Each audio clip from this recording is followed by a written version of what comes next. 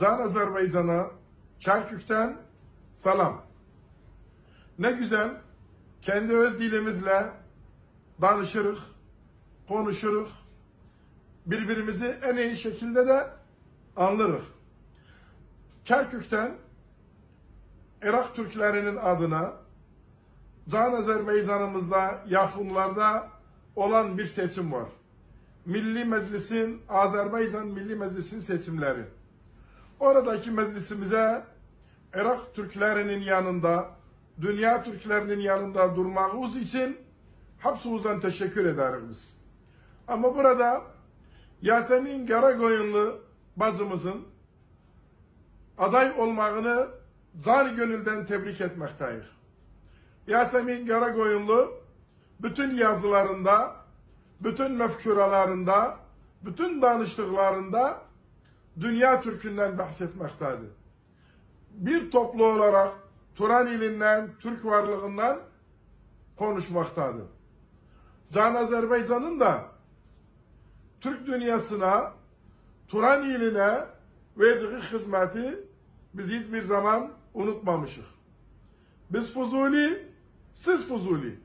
O yüzden Yasemin Karakoyunlu'nun Azerbaycan Milli Meclisi'nin içinde onun sesini duymak isteriz. Orada Azerbaycan halkımıza çok isteriz ki desteğimizi Yasemin Karakoyunlu'ya vermemizi sizden rica ederiz. Bizim için, Türk dünyası için, dayanışmamız için. Bakın biz bir bütünüz. Bir bütünüz. Kerkük'ten çıkıp Tebriz, Urumya, Zengezur'dan Azerbaycan'a hemen gideriz. Beraberdi yolumuz. Yolumuz bir yoldu. Coğrafyamız tek coğrafyadı. Hepsimiz bir tarihe bağlıyız. Onun için Can Azerbaycan'ımızın Milli Meclisi'nde Yasemin Karakoyunlu'nun sesini, görüşünü, varlığını Milli Meclis seçimlerinde bekleriz.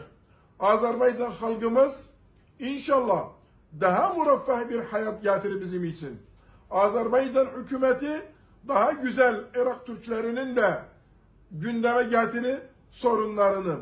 Kerküklülerin sorunlarını Can Azerbaycan'ımızın hükümeti dile getirir ve parlamentonun da içinde, Milli Meclis'in içinde biz de o sesi duymak isteriz.